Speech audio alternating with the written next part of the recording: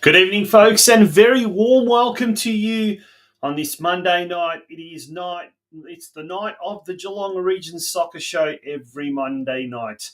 My name's Tonchi Prusak. It's an absolute pleasure to be with you again for the ninth time this season. It's already our ninth episode, and if you are counting in total, we've had 134 episodes.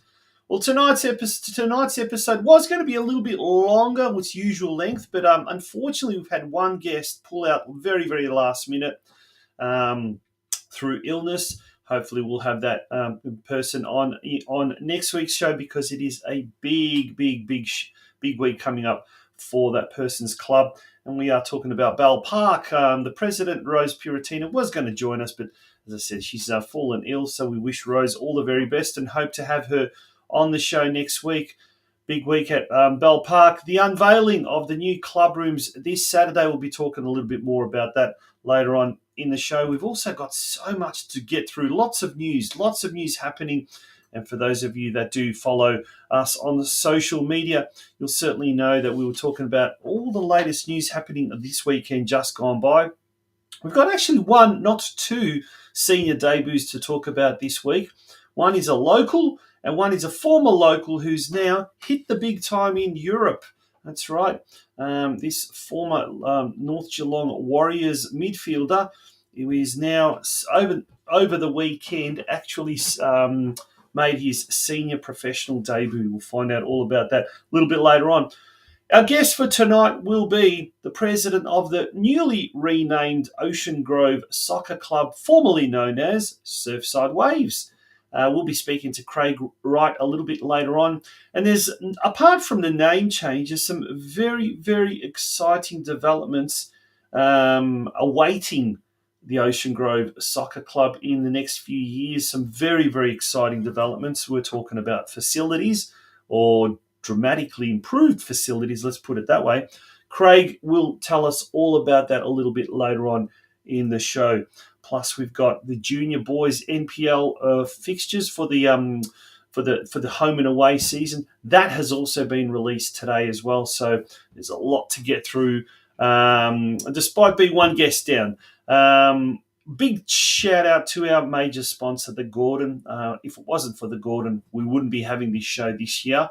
So a really, really big shout out to the Gordon. They've got some information nights coming up over the next week or so. And we'll also find out a bit more about that later on in the show. Don't go away, folks. It's time for the news desk after this short message from our major sponsor. Your future is in your hands. There is a whole world waiting for you, and your choices determine how you will impact it. At the Gordon, we recognise this. That's why we champion hands-on learning. Get your hands dirty. Grab what's in front of you. Learn by doing. Turn your passion, your ideas, and mould them into your creations. You'll be supported the entire way. You'll grow your skills in small classes, guided by teachers who are industry experts. You'll learn in state-of-the-art facilities or out in a real-world workplace setting.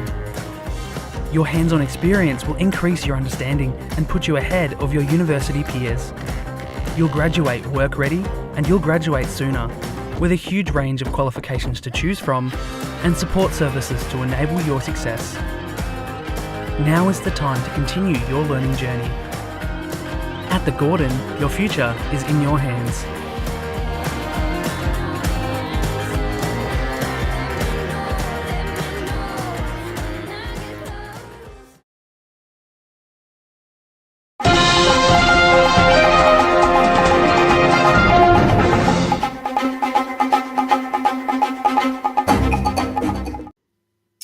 Welcome back, and it is time for the news desk indeed. Yes, over the weekend we had lots of local action happening, and let's go straight away to the VPL action. This is the round 11 of the men's VPL. Finally, North Geelong's recorded a win over Kingston City, 2-1, and goal scorer of both of those goals was Anthony Leban. Here's a second one. Look at this for a pile driver. Absolute cracker. That's a fantastic goal and just what the doctor ordered. An important goal for North Geelong Warriors, their first win of the season. And as we said, 2 goals there by Anthony Leban was just what we really, really needed, I guess, or North Geelong certainly needed. Now, on last Friday night, it was a big game. It happened...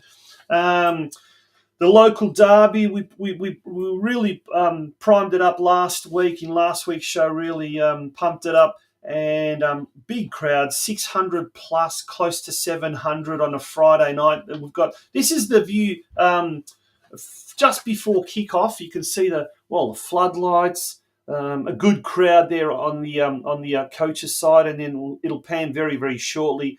And we'll see the crowd as well in the main grandstand area. But as I said, 600 people turned up. Corio hosted this game for the first time in 8 years. Geelong, in the end, won only goal of the game, Joe Lawless. So Geelong now moves to 5th spot on the State League 1 standings. Corio are in 8th position. Also on Friday night, Barwon defeated Bell Park 5-1.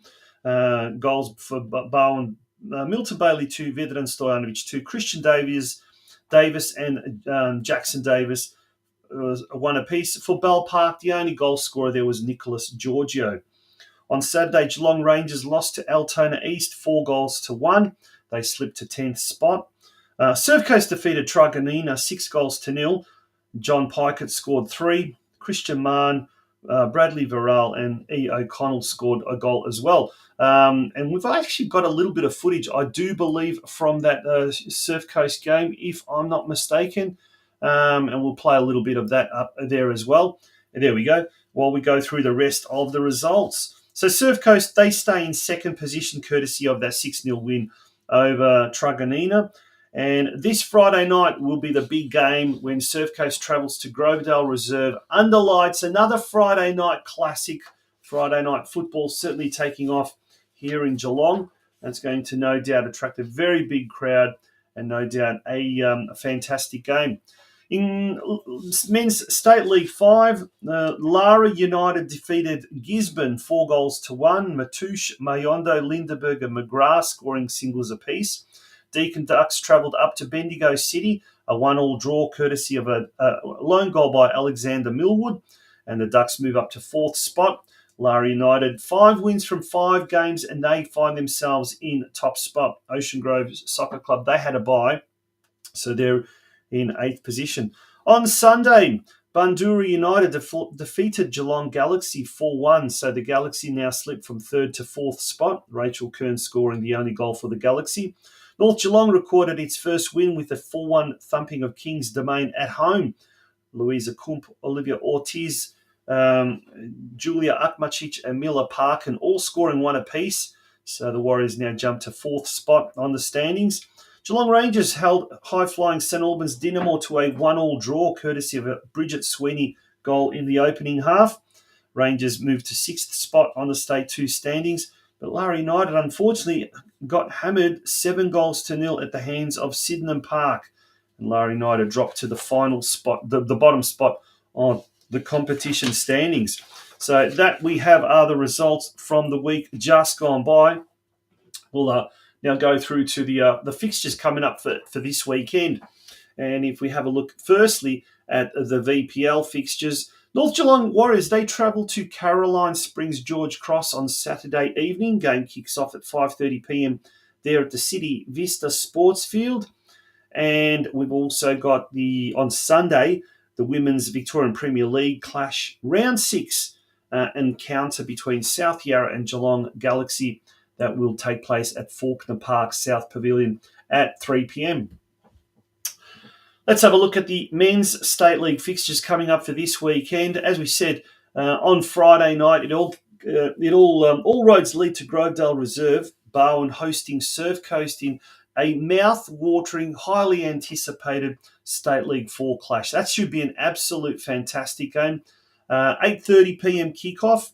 So hopefully we'll have people from all corners of the football fraternity here in Geelong coming along to that game. Should be an absolute fantastic clash, that one. On Saturday in State League 1 action, we've got most of the Geelong teams are at home this week. Corio taking on FC Strathmore at Hume Reserve. Geelong at home to Clifton Hill at 6 p.m. at Stead Park. Geelong Rangers host Mill Park at Myers Reserve. That game kicks off at 3 p.m. As we said earlier, Bell Park are unveiling their new dressing rooms. Yes, and it all happens this Saturday. Will be the official unveiling, and they will be put to use for the first home game of the season when the All Whites host Melbourne City.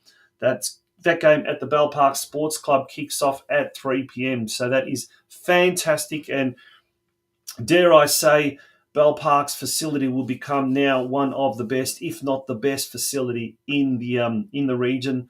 They've got match conditioned floodlights. They've got fantastic undercover grandstand seating area, a wonderful club room and reception area.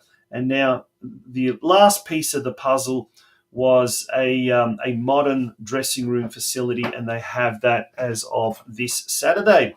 So congratulations to everyone involved at Bell Park Sports Club. State League 5, Deakin Ducks at home to Spring Hills.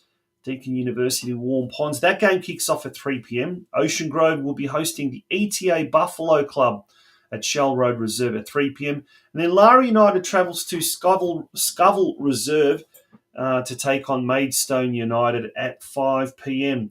And last but not least, let's look at the women. They will be in action this Sunday in State League 1 action. Falconer hosts North Geelong Warriors at the magnificent CB Smith Reserve. That game kicks off at 3 p.m. And then in State League 2 action, both our local clubs are away on Sunday. Maribyrnong Swifts hosting Lara United at Johnson Reserve. That game kicks off at 3 p.m. And then Spring Hills taking on Geelong Rangers at Springside Recreational Reserve. That kicking off at 4 p.m. So that's certainly worth keeping an eye on all those results. Obviously, we've also got the local leagues as well. The Geelong Region leagues are in full swing at the moment as we speak. Now, on the weekend, former North Geelong Warriors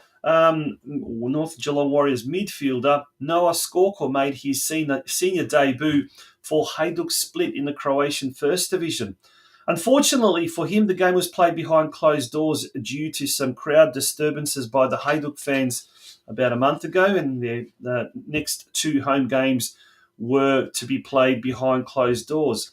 Noah came on in the 72nd minute and played a part in his team's 5-1 demolition of bottom side NK Rudeš, which is the president of Rudeš is Canberra-born former Melbourne Knight player Josip Šimunić, and also includes another Australian Croatian player in Tomislav Mrčela from Perth. Yes, so fantastic news there, and have a look at some of the teammates that young Noa Skoko has. Ivan Perisic, who's played at the World Cup, Filip Brekalo, Croatian national team representative, and Alexander Trajkovski, a Macedonian international striker as well. They are just some of the players that he's playing alongside each week. Incredible. Congratulations to Noah on achieving his senior professional debut. Now, speaking of senior debuts, a youngster by the name of Billy Wright has made history locally by being the first Armstrong United junior to make his way up to the senior team.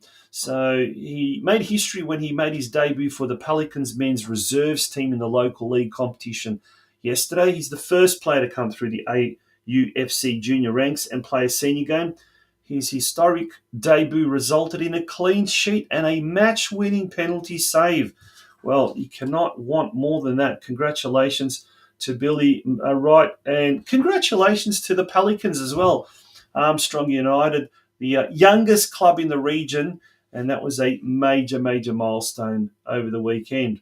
Now, we've got to have a big shout out to one of our most active viewers, one of our most loyal viewers, Santino Marmone. He's very active in the chat section as well, and he sent through this photo of a group of Corio supporters and some Geelong supporters mingling together at Hume Reserve last Friday night, and that's what it's all about. There's Steve Janoski, who was on our show, was it last week, a couple of weeks ago as well, and Santino there, front and centre, right in front, and some of the other boys there from Geelong and Corio soccer clubs as well. And that's what it's all about, the community football, getting out and about week in, week out, and catching up with some of these people that you generally don't have a chance to see too often, because a lot of the time these games are being played. A lot of the time these games are being played when your team's games are being played. So when it's the local derby or maybe a Friday night spectacular like it was last Friday night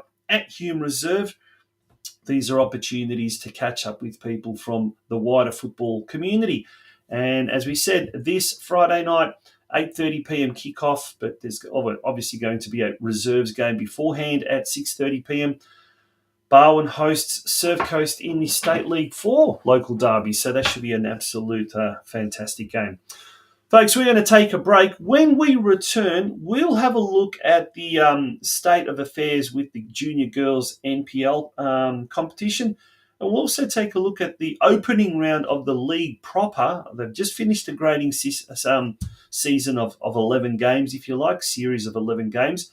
And now it's time for the 18-game home and away league season for the Junior Boys NPL. We'll take a look at that straight after this break. Don't go away, folks. It is the Geelong Region Soccer Show.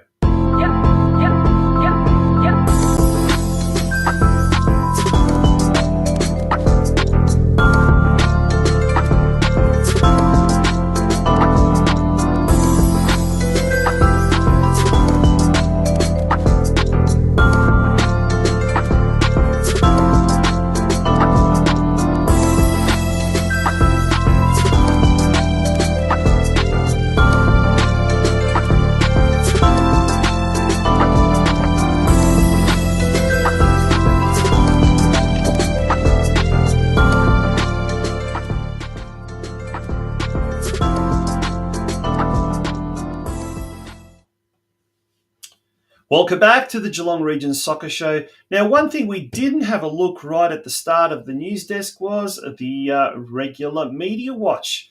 So if we do take a look at the media watch, what's been happening in the Geelong Advertiser, and there has been a few extra articles this week. Soccer Club on a new wave. Ben Cameron, the sports journalist there at the Geelong Advertiser, covers the story of local club Surfside Waves changing their name officially to the Ocean Grove Soccer Club. Well, that's going to be that's going to be the topic of conversation, one of the topics of discussion when we catch up with Craig Wright, the president of the Ocean Grove Soccer Club, very, very shortly. That interview is not too far away. By the way, that interview was recorded earlier today, so we will be airing that very, very shortly. Now, moving along to last Friday and last Saturday, there were articles there. Eagles Lions to face off. 8 years since the last clash, obviously previewing the Corio versus Geelong game. And then Galaxy of Star Imports drive VPL club to early season success. Unfortunately, that article may have put the mocker on the Galaxy. They were doing really well, and then they lost that week on the weekend. So hopefully they will bounce back. They're up against South Yarra, who are below them on the competition standings, I believe. And then in today's paper, Warriors on board with pulsating win. North Geelong get their first win of the season. Last week it was getting their first points of the season, and today it was their first win of the season. The hero of last Saturday's game, the dual goal scorer, Anthony Leban. And as we saw moments earlier, one of those was a rocketing pile driver that gave the Kingston keeper no chance. Okay, well, we're going to move on to now the junior boys and the junior girls NPL competitions. And we'll start off with the girls. We'll have a look at, first of all, the ladder positions. So at the moment, there were no games played over the weekend, by the way. There was a week off. And the girls, the under-13s are doing very well at the moment. They are currently in top position. So well done to them. That's an absolute fantastic achievement. by any stretch of the imagination, but we've certainly got a very, very talented crop of under 13 players in this region, that's for sure. The under 15s, well, they find themselves in sixth position at the moment, in equal fifth position with Box Hill United. But there's a couple of wins will certainly thrust them up the competition standings. And unfortunately, the under 17s at the moment occupy bottom spot on the competition standings in the under 17s division. Coming up this weekend on Saturday, round 11 fixtures, all the teams will be playing Heidelberg United, and all those games will be at the Olympic Village. The under 13s get the ball rolling at 11 a.m, and then the under 15s will follow at 1:30 p.m, followed by the under 17s then at 3 o'clock. Okay, this week we've got the start of the official season, that is, the official home and away season of the Junior Boys NPL. Let's put the fixtures up. Let's go through the fixtures. So the under 14s, North Geelong will be in Division 2. Sorry, that should be Division 2, not Division 1. So there's incorrect there. Everywhere it's North Geelong are in Division 2 everywhere except for the under 16s. Geelong are Division 3. So North Geelong will be hosting Box Hill United. Geelong will be hosting St Albans Dynamo. Both those games kick off at 9:30. The under 15s Division 2, not Division 1. North Geelong taking on Northcote City at Alco Park, kick off 11:15. At the same time at Stead Park, Geelong are hosting Caroline Springs George Cross in Division 3. In the under 16s, both our teams are in Division 1, so this is going to be a great division, and we'll be keeping an eye on this division throughout the season. North Geelong open their season with a home game against Melbourne City at Alco Park at 1 p.m, and then Geelong will host Melbourne City at Stead Park at 1 p.m. And sooner or later, those two teams will meet in a local derby. They already have done so once, or twice, I should say. They will be doing that again on 2 occasions this year. So congratulations to everyone at the North Geelong under-16s and the Geelong under-16s for earning a spot in the state's elite under-16 competition. Last but not least, North Geelong under-18s in Division 2. They will be taking on Northcote City at Alco Park at 3 p.m. And in Division 3, Geelong will play host to Brunswick Juventus at Stead Park. That game also kicking off at 3 p.m. It's almost time now to have a little bit of a break. When we do return, it's time for our guest tonight, Craig Wright, the president of the Ocean Grove Soccer Club, formerly known as the Surfside Waves Soccer Club. The world is yours. So work hard, and you can have whatever it is you want.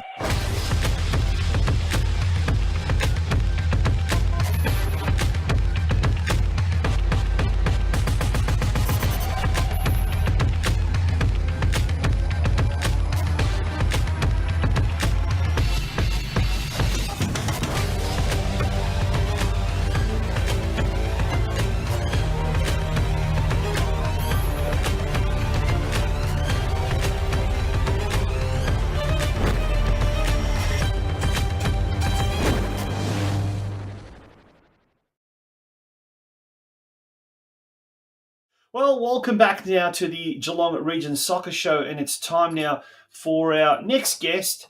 And I'm really excited to chat to this gentleman because they've undergone a name change. And of course, we're talking about the Ocean Grove Soccer Club, formerly known as the Surfside Waves Soccer Club. And joining us tonight is the president of the newly renamed Ocean Grove Soccer Club, Craig Wright. Good evening, Craig. Welcome to the Geelong Region Soccer Show. How are you? Hey, Tonchi. Thanks very much for having me. I'm very well, thank you. How are you? Yeah, very well, mate. Very well. Absolute pleasure. As we know, news broke last week that no more Surfside Waves, and hello to the Ocean Grove SC. Tell us a bit more about the whole process that was involved in that. Yeah, so this is probably going on about a 6 months worth of work within our committee. So it probably started at the end of last season where we were preparing for this year. It came about when we were trying to update our business details, trying to update our email address, our phone numbers, even our postal address with all the relevant government agencies, and we were finding we were hitting brick walls. We were sitting online for 10, 15, 20 minutes, up to an hour sometime with some of these government agencies on the phone and getting nowhere. The agencies were sending information to email addresses that we didn't know.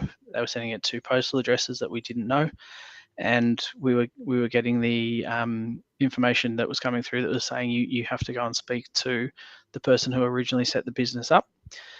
We went through past presidents. We went through some people that have been at the club for a long time, and we were getting nowhere. So in the end, the decision was made that on the advice of Football Victoria, to rebrand the club and re-register a new ABN, and we chose Ocean Grove Soccer Club as the name. Yeah, now I guess there's always a silver lining to everything. I guess, and one of the positives of the name change is a lot of people now avoid the confusion sometimes, and it's funny. I mean, it shouldn't, but it does happen. Surfside Waves and Surf Coast Soccer Club, I speak to a lot of people, and you're talking to them one minute, and they're referring to the Torquay Club, and they're calling them Surfside Waves, or vice versa. And it's like, hang on a sec, I think you've got the clubs mixed up. Is that one of the positives? And what are some of the other positives? Certainly is for me. I mean, I've made that faux pas myself many times, talking about our own club and said Surf Coast, and then had to correct my own myself in doing that. Quite a lot of the teams we play against, when the 3 cheers 4 at the end of the game, and you're always going Surf Coast, and it starts to get on your nerves a little bit when teams are constantly doing that to you. So that's obviously one positive that will come out of it.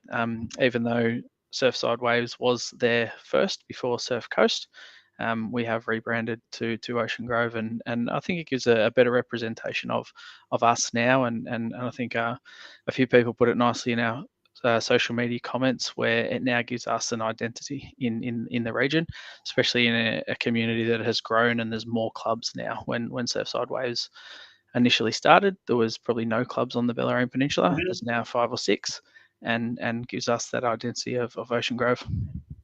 Yeah, and actually, that's another a good point you bring up about the fact that the growth on the Bellarine Peninsula. We know and we hear how it's just growing at a crazy rate. But you obviously get quite a fair few new arrivals or people that have settled in that area. And going back to the confusion, I guess, with the previous name. Did you often find that people, particularly who are new to the area, find Surfside Waves, they're looking around, or they're looking for a soccer club in Ocean Grove and can't seem to find one, and may have gone to another club or may have given up altogether? Yeah, it's certainly something to think about, and something we've considered over the past when people have been looking for a new club. They know the towns, so they're searching for a soccer club in those towns, rather than something that Surfside Waves, the name hasn't really been affiliated to that Surfside area for quite some time. When the club originally started, that area was known as the Surfside area of Ocean Grove, and I think that's undergone a bit of a change as well. So certainly brings us into an area and a time where, if you are looking for a club, you can just go and search for Ocean Grove soccer clubs, and hopefully we come up as one of the first ones that and people can start joining our club there. Yeah, well, we'll just pop up on screen the new logo. No difference. It's still the same colour scheme. It's still pretty much the same logo. Just Surfside Waves has been replaced with Ocean Grove. But it's there. You go. 1996 was the year the club was formed. Has this whole process sort of managed to I don't know, stir up some old faces, people that haven't been around at the club for a long time, and has that have they shown a little bit of interest in what is going on at the club, and have you had much feedback from previous presidents, previous administrators, etc.? Yeah, I guess in doing the rebranding, we spoke to a few long-term members of the club, and Paul Mills, our women's coach, was around when the club was formed in 1996, and he's very positive on board. Obviously, there's a few people that maybe jumped on social media and said it was disappointing, and it is. I agree with them. It is disappointing to have to undergo a complete rebranding, but there's a lot of positives in it as well. It's been hard work for our committee, and it's I see only positive out of this change. Yeah, fantastic. Well, let's now turn our attention. Let's talk about something when we talk about positive changes. Something that's on the cards at the moment. There's been talk, around the traps that Ocean Grove now, Surfside Waves previously, would be departing Shell Road Oval there in what's this, Grub Street, corner of Grub and Thacker Street. Is that right? Yeah, Um, Shell Road and Grub Reserve, yeah. Road at the moment. Yeah. Yeah. So there's plans afoot to move. Tell us a little bit more about this. Yeah, so again, this is something that's been on the cards for quite some time. There was an Ocean Grove sports infrastructure project from the council, probably about 2, 3, maybe even 4 years ago now. Mm-hmm. And one of those key elements to that was the relocation of us to a new facility out behind McDonald's in all that new estate area. And we obviously have been working with council over the last 3, 4 years, and we've got to a point where we finally put pen to paper at the start of this year and said that we're happy with where the current plans are at and what they are promising us out there, and we would be happy to relocate. I think it's the right move for us. It's the right move for the town. The town has outgrown that building at Shell Road, and it only will serve as something for the community, for both the football, netball, soccer. Everyone benefits from our move. Well, there's the master plan drawings for the complex, for the facility. So obviously with that half pitch or that training area, I guess, which could probably be used for mini ruse games and so forth, it gives you now an extra half a pitch, but that's not all. You're going to have access to an oval, I guess a football oval, AFL oval, and that's right at the top there, Devlin's Oval. Is that right? Yeah, that's correct. The oval is there already, so that one's been in use by the community for a number of years now. There's Wellington Cricket Club and Ocean Grove Football Club that do use that in the off season and in the summer. And us being the primary winter tenant to that area will get use of that oval in the winter season as well. So that really expands our operation from 2 pitches and 2 pitches that do struggle towards the end of the season, out to 2.5 pitches and an oval where we can accommodate 2 or 3 sort of smaller pitches inside that as well. But not only that, that training area there, as you mentioned, can be used for under 12s, and it's got that north-south or east-west orientation. And there's also the plan, the long-term plan for that to be a synthetic training oval, similar to what you see out at Barwon with that little pitch over the back. And it really expands our operation in terms of being able to train more, condense our training into certain times and nights, and having that pavilion that is dedicated to us start to do some of those meal nights and functions within our own club. So, and that's something that you've really had a problem with at Shell Road, hasn't it? Because the pavilion there doesn't belong to you, doesn't belong to anyone in particular, and it's kind of, well, I guess the from what I've heard is, if anything, the footy club has probably had a little bit more priority over it. Is that right? Not priority, but being a much bigger club, they tend to use it a lot more heavily than us. And when we do, as you know, Football Victoria fixtures usually come out really late, and when we go to put in our fixtures, we find we're clashing with the football and netball clubs, and our functions usually get shifted around to not necessarily suit what we need, but suit the pavilion use, and other bookings have gone in there as well. So certainly not priority for the football club, just a difficult situation for both clubs to be able to manage. And moving out to the new facility also opens up an avenue for them to build a new women and junior football oval, which will be fantastic for the community.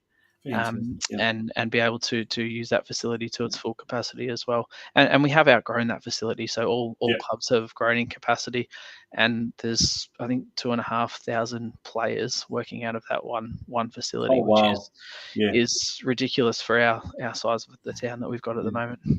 Now, tell me, Craig, is there a timeline there that's expected to happen? I know there's a chuckle there. I know we're dealing with council, but that supposedly there's also private development money involved, and that usually tends to speed things up as well, doesn't it? Yeah, that's correct. So it is in an estate known as the so there's the Oakdean estate and there's Kingston estate. It's Mhm. right water. The Oval sits in one, and the new soccer development sits in the other.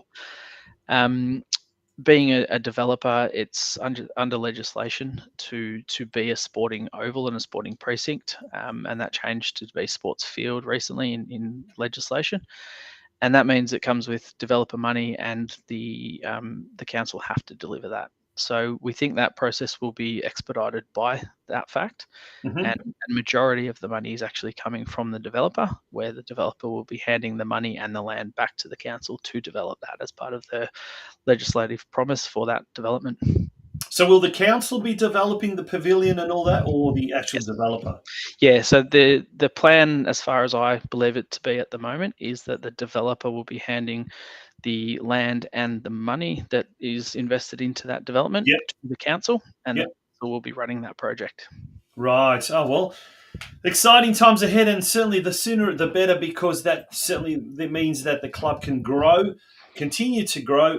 Not only that, it can also start to feel like a real club and have its own facilities. And we've seen what that has done to clubs like Corio, Surf Coast as well in recent times. Amongst other clubs, so it is a huge thing, and certainly one that will help aid the growth of the sport in that region. Craig, thank you so much for joining us. Thank you very much. The senior men's and senior women's seasons have kicked off. The juniors have kicked off. So it's a very busy time there at the Ocean Grove Soccer Club. Just generally, has the club grown much player-wise since last year? Yeah, absolutely. We're up probably 30 to 35% on our Wow. player numbers last year. Yep. We've got a second women's team in, which is very exciting for the club. We've got the two women's teams in the competition now. We've finally had our girls come through, and we've now got sort of that age groups all the way down within the female side of Yep. things. And we've grown exponentially within our mini Euros over the last 2-3 years anyway, and we're pushing close to 500 players this year, 41, 42 teams.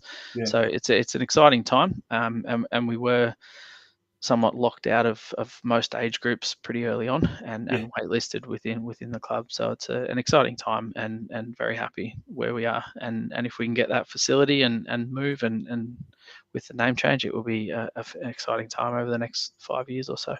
Yeah, absolutely. On that note, mate, we wish you all the very best. You guys are doing a ripper job from all accounts. Continue doing what you're doing, and we'd love to get you on the show a little bit later on in the year and see how things are gone. But in the meantime, yeah, all the best for 2024 and beyond. Thanks very much, Tonchi. Appreciate it.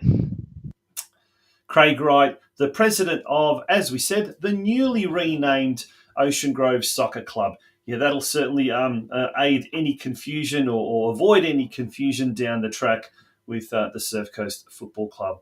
We'll be back after this very short break here on the Geelong.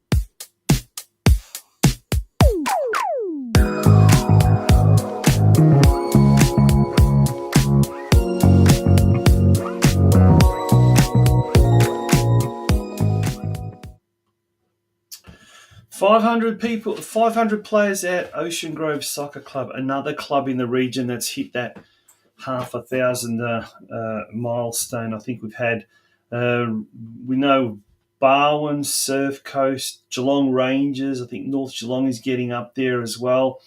Well, the old Surf Sideways, there we go. Ocean Grove Soccer Club also nudging there. Fantastic. Now, speaking of Bell Park, Barwon and Geelong Rangers, they have this year sponsored an episode of the Geelong Region Soccer Show, or multiple episodes of the Geelong Region Soccer Show. So we thank those clubs very much. If you'd like to join those clubs and be a sponsor, an episode sponsor, there's the email, communitysportsmedia@gmail.com. So send us an email at communitysportsmedia@gmail.com. Get your club to get involved, and what we'll do is feature your club in our Club in Focus, which basically means we really focus pretty much the entire episode on your club. So we really shine the spotlight on your club. we get at least 2 and maybe even 3 guests from your club. Could be the president, it could be the senior men's coach, senior women's coach, maybe someone from the juniors. You decide who you would like to be on that show. Speaking of sponsors, a major thank you to our major sponsor, the Gordon, and also to Curva Coaching and Highland Turf Sales, who were our business advertisers on tonight. Folks, that brings us up pretty much to the end of tonight's show. It was a shorter episode than usual. We had a late guest pull out, I guess, through illness. So we will be back next Monday at 8 p.m. with the show, episode 10 of the Geelong Region Soccer Show for this year. Until then, good night. Bye-bye.